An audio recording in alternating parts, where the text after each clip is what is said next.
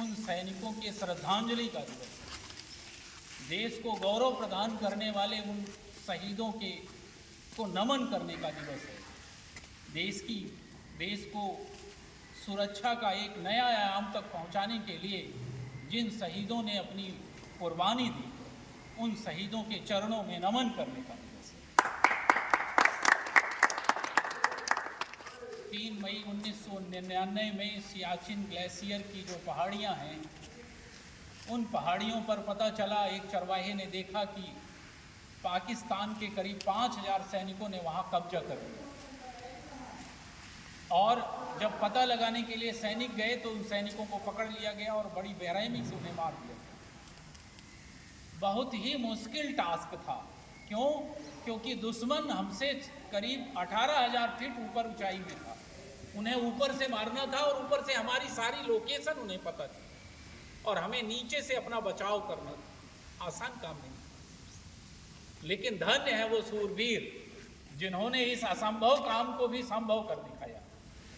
60 दिनों तक वो युद्ध चला और आज वो 26 जुलाई का वो दिन 1999 का, जिस दिन पूरा भारत गर्व से झूम उठा। क्यों? क्योंकि आखिरी पॉइंट पर भी हमने कब्जा कर लिया। वैसे तो बहुत सारे शहीद सैनिक हुए, लेकिन मैं कुछ की स्टोरी आपको बताता हूँ, रोंगटे खड़े हो जाएंगे। एक शहीद हुए थे विक्रम बत्रा जी, जिन्हें परमवीर चक्र मिला। आपकी उम्र के रहे होंगे और अंतिम सांस तक लड़ा। उनका 4 लाइन में उनकी सुनाता हूँ।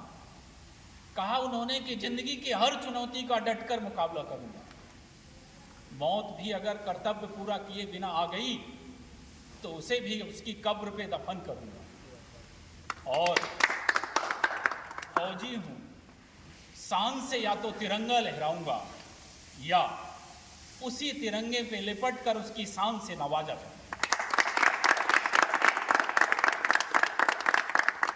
उन्हीं के सबसे कठिन वाली पॉइंट पर एक और साथ में थे अनुज नैयर। उनकी सगाई होने वाली थी, 23 साल की थी। जब युद्ध में जाने का निर्णय आया, उन्हें पता था कि बड़ा मुश्किल टास्क है, शायद ही बच के लौट पाऊंगा। तो उन्होंने अपनी अंगूठी अपने सीनियर को दी और कहा कि मेरे घर तक पहुंचा दीजिएगा। तो बोले जब लौट के आना तो तुम ही देना।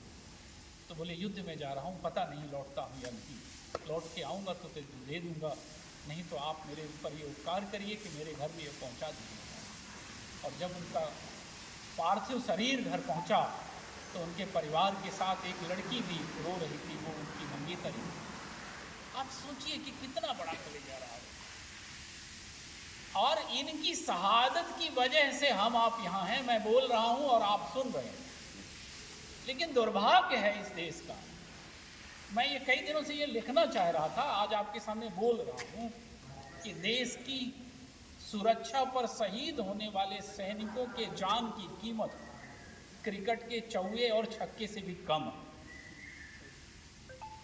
एक क्रिकेटर जो 6 मारता है और उसे जितना तालियां मिलती हैं, जितना पैसा मिलता है, जितनी शोहरत मिलती है, वो उस शहीद सैनिक से बहुत ज्यादा। मैं खेल का विरोधी नहीं हूं, लेकिन मेरी नजरों में राष्ट्र की सुरक्षा से बड़ा कोई काम नहीं।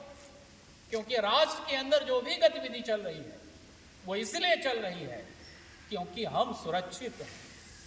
अगर ये राष्ट्र सुरक्षित नहीं रहेगा तो ना खेल चलेगा, ना शिक्षा चलेगी, ना बाकी कोई गतिविधियां चलेगी। इसलिए सैनिक के प्रति सम्मान से बड़ा कोई सम्मान नहीं। और उनको अगर वास्तव में हम सब नमन करना चाहते हैं तो उन्होंने कहा कि देश सुरक्षित रहे इसलिए अपनी जान दे दी। देश सुरक्षित 2 तरीके से रहेगा।